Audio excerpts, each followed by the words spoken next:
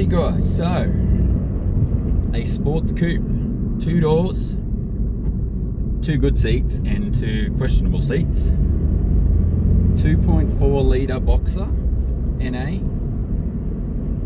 Let's have a look at what it's all about. Let's start with the boot, then we'll get to the back seats, and then we'll get to the fun stuff.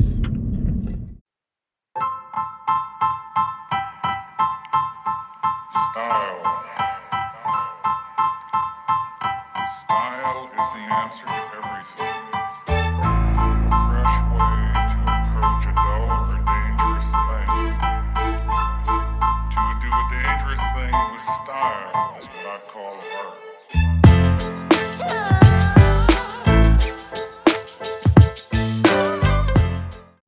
The BRZ TS comes with 201 litres of boot space. You can open the boot via the key fob or by this little button here as well.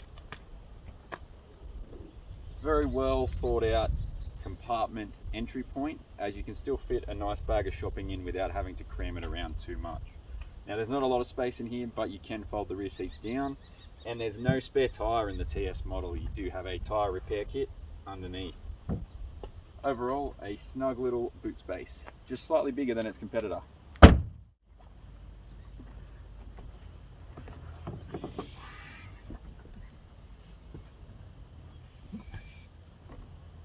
Well viewers, I'd be lying if I said this wasn't snug.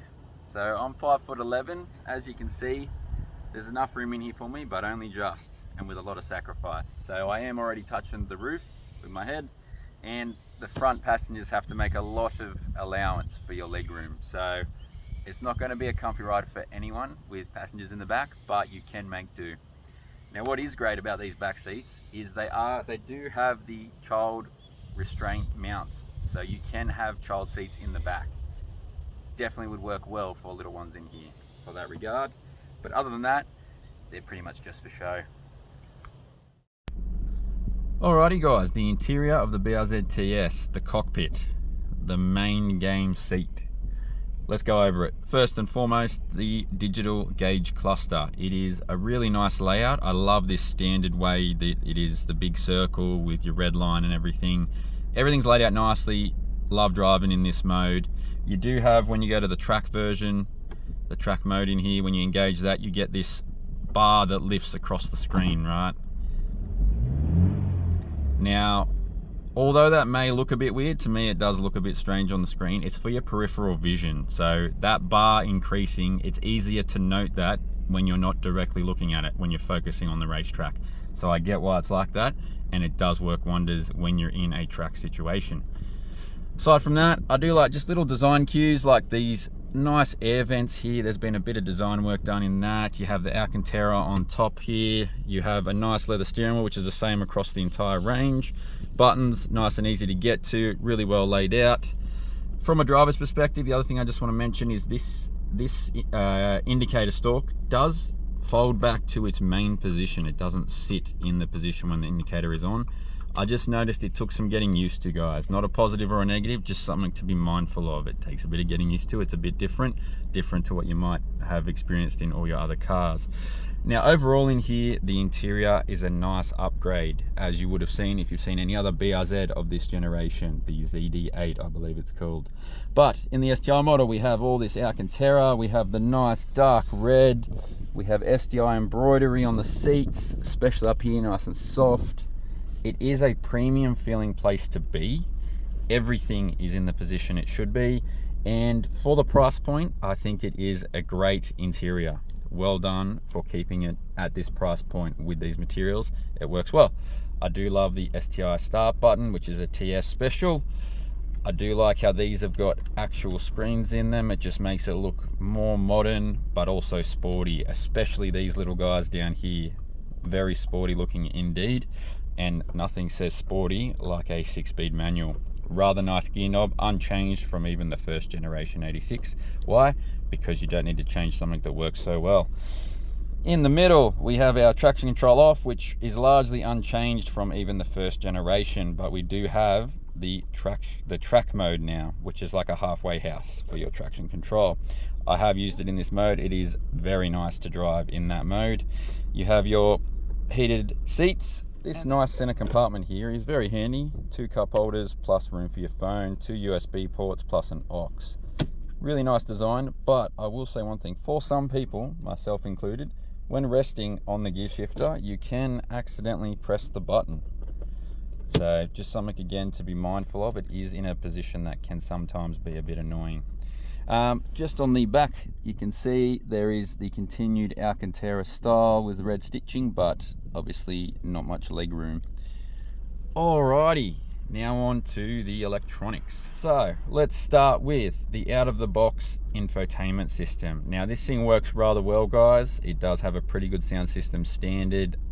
When you have your music blaring, it performs just fine. You do have GPS in here as standard. It does warn you about speed cameras, which I do like, and that continues even when you're using Android Auto, which again is a lovely feature. Also, just noting that Android Auto and Apple CarPlay are wired additions. So, nice map system. Pretty easygoing infotainment. I hope you can customize this a little. In the first gen, you were able to change your backgrounds and things. I'm hoping it's largely the same. You can keep track of your maintenance in here. All pretty standard. Anything you've seen from a Subaru before, it's all pretty similar. You got your USB, Bluetooth, and so on. You can see.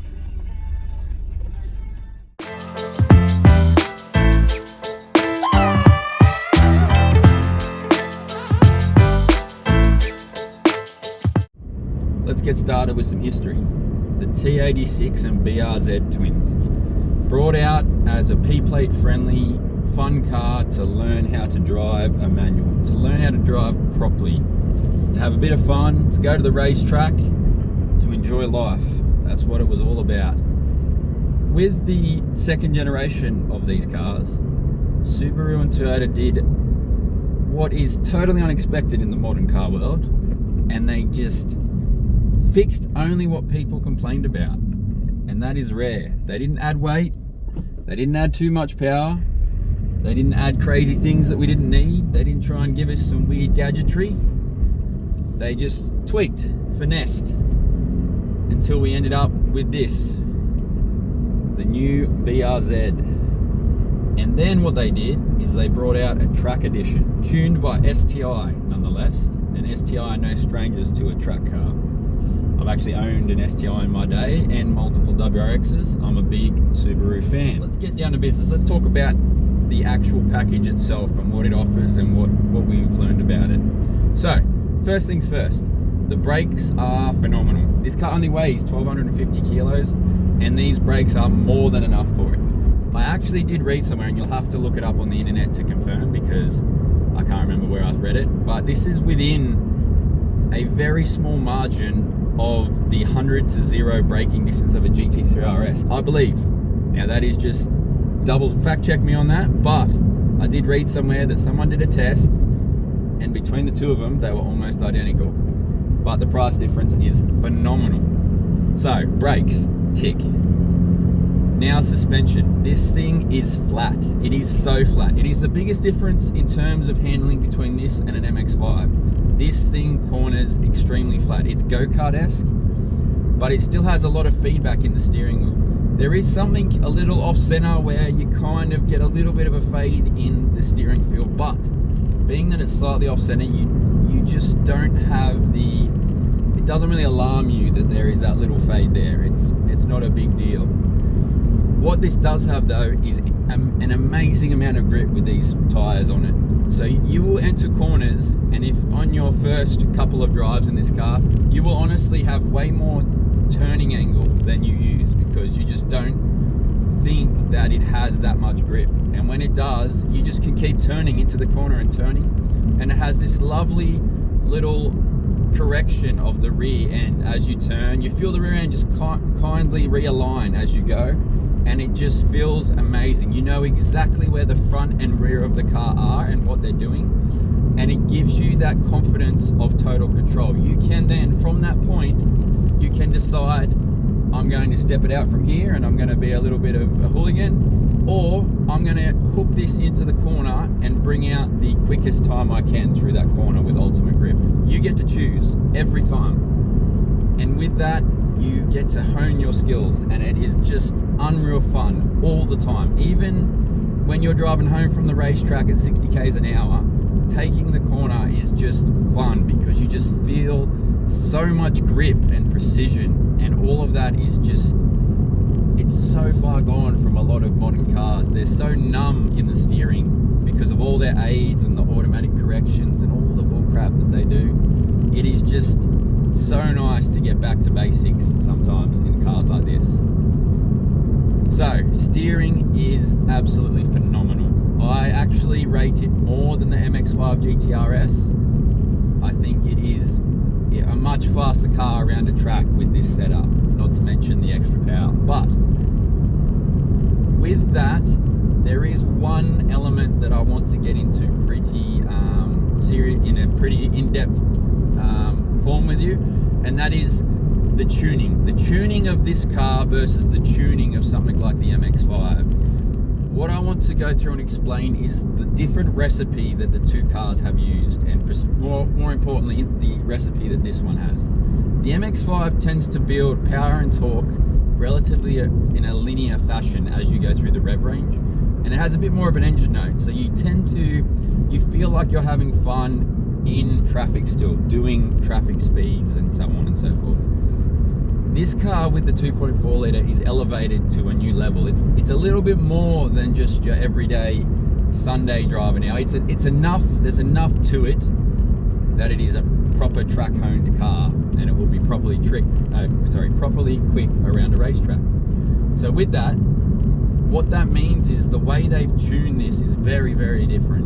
With this car, the power band is really noticeable from the about 5,800 right through to the 7,500 red line is where you really feel like this car is picking up and really going hard, and that's where you want that power to be when you're on a racetrack or when you're driving it hard. That's where you've got to sit. Whereas the MX-5, you could sit a little bit less than that and still get the same feeling of engagement. Now, the good thing about the way the BRZ TS is tuned is in that spec, when you're driving in traffic, this car disappears into an everyday car. It feels comfortable, easy, and normal. The suspension absorbing road bumps is honestly so well honed that this car sits into everyday life so breezy it is. There's no compromise, there really isn't, aside from space. So with that, you have a car that it blends when you want it to blend, and then when you really get up it and wring its neck a little, it really opens up, comes alive, and performs for you. So that is a really different style, and it is just up to the operator as to which style they prefer and what context you're going to be using the car most. If you're going to be driving this to work every day, this is probably the one you're going to enjoy the most if you test drove this and an MX-5 back to back, for example. But there might be other times where you prefer the other, and so all I want to highlight here is understand that the tuning of this is done for a reason, and when you understand that, you will drive it to those reasons, and you will actually understand a lot more why this car is the way it is and why it has become such a good car, because they have worked out how to tune it for every day but also tune it for track and really not compromise in too many places. And when you understand that, you really get the most out of the car and you feel most happy about your purchase. So really well done on the tune. It is a very different mixture, and it is really not there's a few comments online and that of people sort of saying it's too top end heavy in terms of the power. It's in the top of the RPMs. I think when you realize why it's designed this way and how that works with everyday driving, you really start to understand that it's not a deal, it's not a problem, it's not done that way in any kind of sense that you need to change it. It is done that way so that you can operate on whatever context you need to operate on. Now, aside from that, plenty of room in the front, but the back seats are, well, you'll barely use them, let's be real. But the other problem with this cabin that I found, and I'm gonna say maybe it's only the TS model because it's got a different set of tires and whatnot, is the road noise. I have found that this car's road noise is honestly just, it's pretty, I find it's pretty bad, I'm gonna be honest. I think, now when I say it's bad, would I change it? Does it need to be changed? I think for the package you're buying, if you're buying the BRZ TS, then I think it is an acceptable exchange for what you get in terms of performance and grip and fun. So it is not something that is a problem necessarily, it's something to be mindful of. If you're going to drive this more on the road than on the racetrack, then you may want to see if the BRZ-S or the standard one just sounds a little bit quieter inside, because on the freeway this is really very loud in terms of road noise. But for all that road noise, you get unreal grip.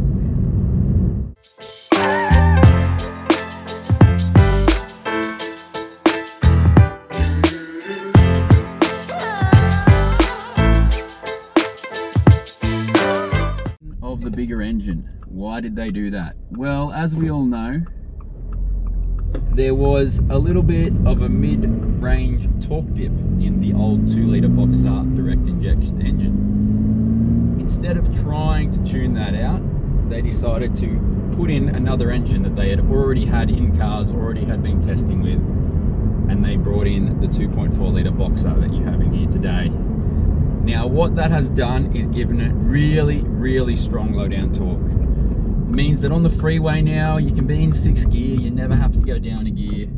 You can just throttle up and it'll just pull. It'll allow you to overtake in 6th gear, it'll allow you to cruise in 6th gear.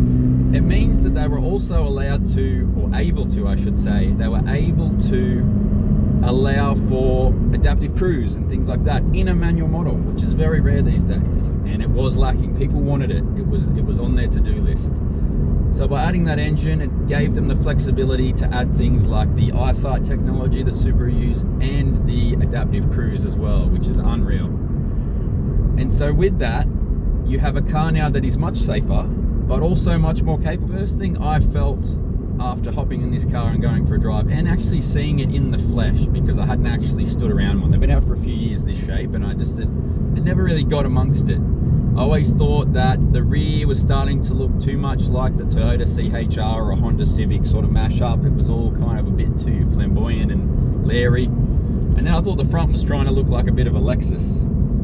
But seeing it in person, seeing how it all sort of mashed together and the shapes and the way it turned out, what I have changed my perception of is I actually think the front of the BRZ is trying to be a little bit more Porsche-esque, and that also goes in line with the driving dynamics of this car. It is very Porsche-esque. I've actually recently driven the GT4 RS around a racetrack, and I can tell you that the handling characteristics of this, loosely, and I do mean loosely, but they do carry over slightly. You have that awesome amount of feedback, and you have that communication with the car that you know exactly what it's doing, what it's capable of, and where you can go. It is a point and shoot style steering in this car, and it is, which was never something that was complained about in the old model. The old model was very good already, but it is just tweaked. It's just that little bit better and that little bit more precise and that little bit more controllable by the driver.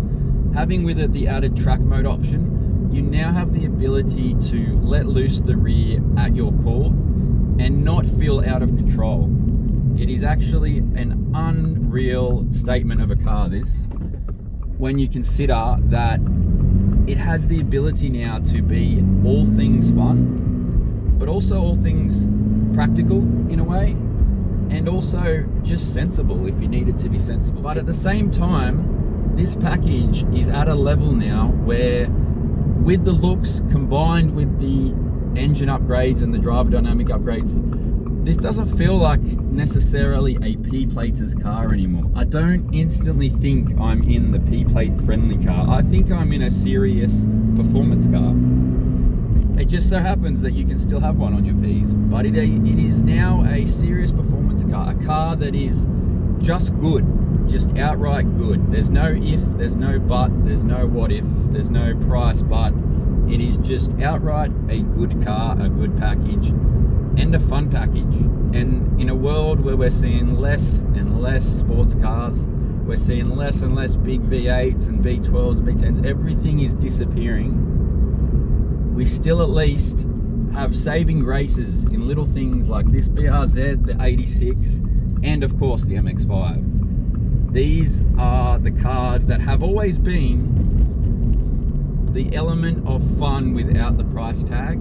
And honestly, when you get into the more expensive cars, you don't necessarily have more fun.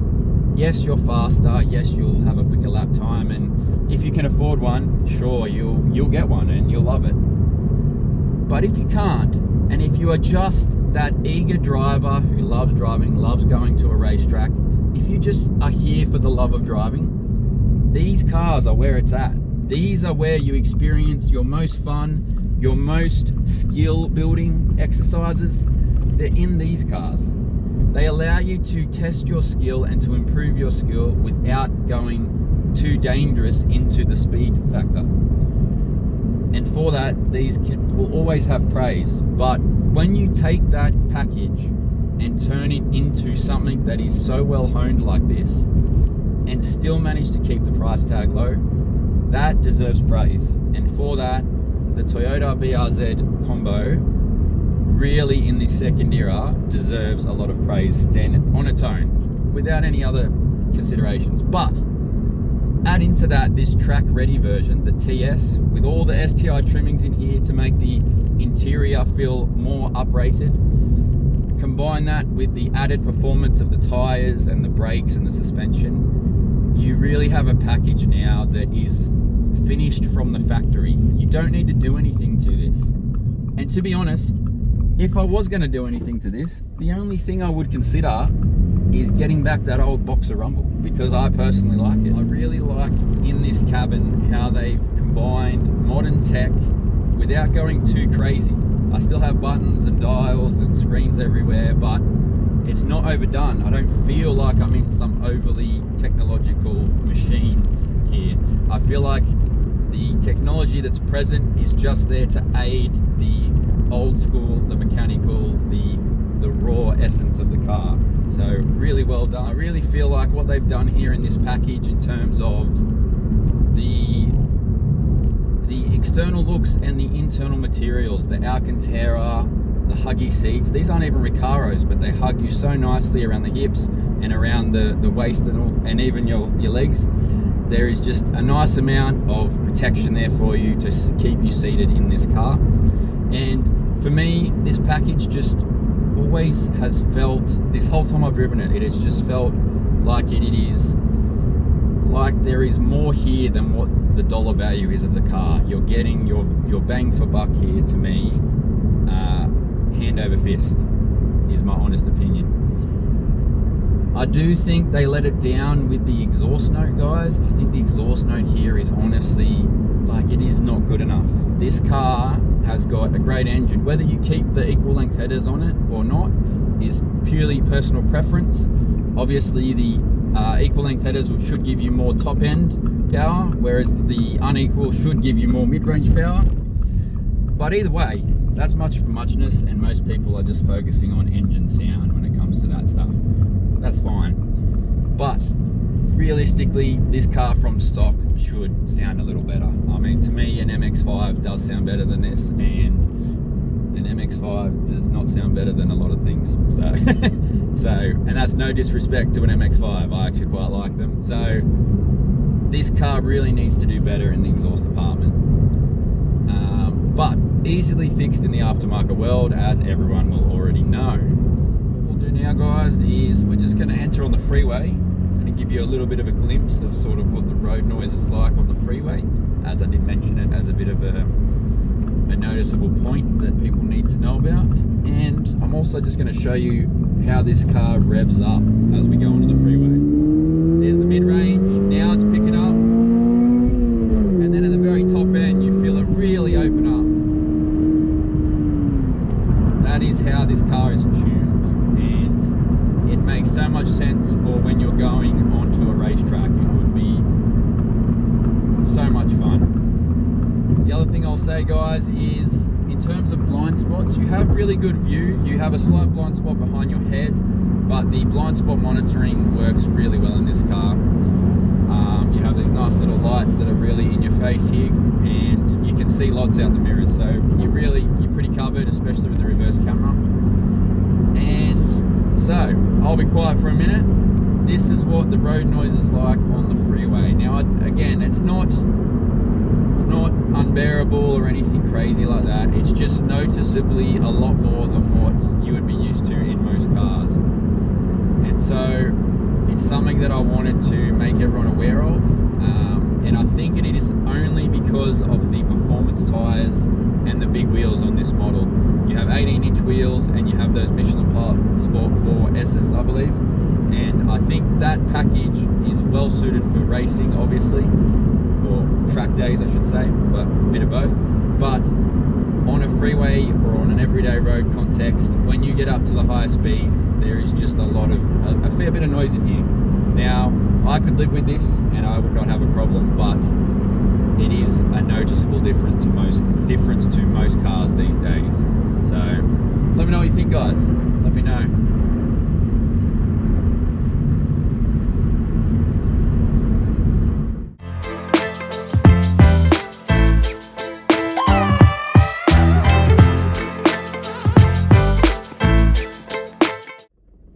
Alrighty guys, my wrap up of the BRZ TS. First and foremost, would I own one? Heck yes I would.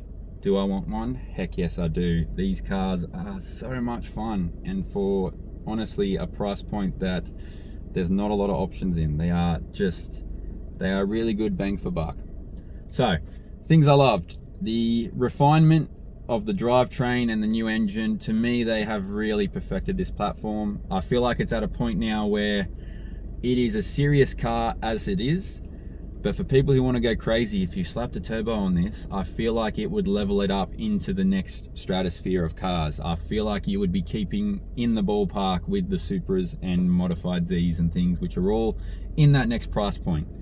The Dark Horse Mustang, all of those things. I feel like this is at a point where you can drive it like this and get the most out of it and the most out of yourself. And then when you get comfortable, if you want to keep it, you can step up with a turbo or a supercharger. You can do a couple of little things and you can instantly take this same platform into the next market and honestly keep them on their toes. So in that perspective, they have nailed it on the performance factor. And they've also nailed it on the driver feel factor. It is really, really good for the modern world in terms of how much feedback, how much control you have, even just having this lovely 6-speed still. This 6-speed is still honestly one of the best. I still think the MX-5 one is slightly better, personal preference, but both of them really do stand out compared to a lot of the other more expensive cars. A lot of the other ones, they've all had to be slightly softened because you're talking a lot more weight, a lot more power, so you can't have all of that ricocheting back up in your hands. So they have to soften the blow of everything, and that takes a little bit away from just the feel and everything of the mechanisms. So that's why I think personally that these two are some of the best on the market in terms of feeling, but also the way they perform. They perform really well. I do love the introduction of the track mode for the traction control. That is very handy and definitely something I would be using in anything track related for sure. I don't think you really ever need to go fully traction off unless you're an absolute professional. I love the interior. I think this STI trim in the interior, this is enough of an upgrade for me in here that I would rather buy this model than buy a cheaper secondhand one and do up the brakes and suspension and tires. To me, having the STI badges, the STI start, the red embossing through the digital gauge cluster, all of this Alcantara and the red stitch seats with the embossing on the side of the STI logo, I love that sort of level up in terms of interior trim. And the STI start button, of course, that's one of my favorites. First thing I did on my old WRX STI, the VA 2014 model, first thing I did was put that red button in because it should have had one standard. I think that as a package, this car has leveled up from being something recognized as a P-plate automobile to now something that is just genuine sports car. The looks on the outside have leveled up, the looks on the inside have leveled up, and it has taken it to a new level overall. And I think that is exactly all they needed to do. It is an unreal package. I know everyone is so excited for them to put turbos in these cars as standard, and I'm sure one day they both will. We already know that there's been spottings of a GR86 with the Corolla engine and whatnot. I'm sure Subaru are probably doing some other kind of testing that we don't know about. But either way, I'm sure that'll come, and if it doesn't, you have your aftermarket world to lean on. But as a package from the factory, these are stunning. They're an amazing car, and the biggest thing I would say is, if you want to enjoy your driving a little bit more, and if you really want to level up your skills, before going into some really expensive performance car, just test drive one of these or an MX-5. Start at the bottom and work up. It is only going to help your skill development as opposed to you trying to catch up with the skills of a car. These cars will help your skills develop. When you get into the more expensive stuff, they're just hiding the things that you might need to work on because they have so much gadgetry to help you get maximum lap times and things. Now, I'm not saying if you can afford those, you know, to still skip them. If you want one, I'm sure you'll enjoy it. So, I should probably stop rambling, and we'll just put this last little quick pros and cons. The things I liked and didn't like. I didn't like the road noise on the freeway. I thought it was too much. I also, although I understood the tuning, I felt like I would have liked a little bit more mid-range power there. The torque is definitely there. From low RPMs, you can really feel the torque increase, and so the torque is fine. I think though it could use just a little bit more power in the mid-range to make this car just feel that little bit more aggressive. It could really step up with a little bit of aggressiveness in the mid-range. I don't like too much that I've got to really wring its neck out to feel the power of this car. In any setting on a road, you don't want to be doing that. You don't want to be drawing that attention to yourself or anything like that. If you can feel that in that mid-range, then you can kind of get away with feeling that enjoyment without breaking speed limits or anything. And so for that reason, I feel like there's room to improve in that sort of mid-range power band there. But it's not bad. Like I'm harping on something that is a 1%er. This car is still awesome. Would I still own it as is and not change anything? 100%. It is great.